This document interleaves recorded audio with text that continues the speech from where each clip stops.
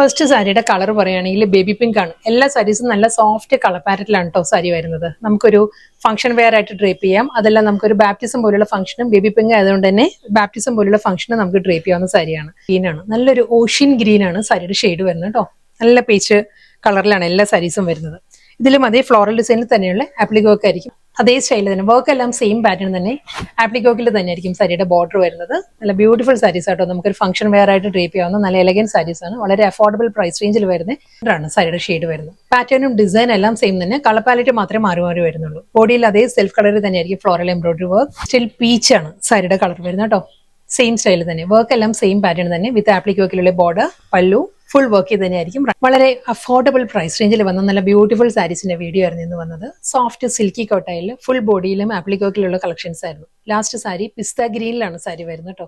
Same അതേ style തന്നെ പിസ്ത ഗ്രീനിൽ തന്നെയായിരിക്കും floral embroidery work full sari. Same ടോണിൽ തന്നെയുള്ള ആപ്ലിക്കോക്ക്.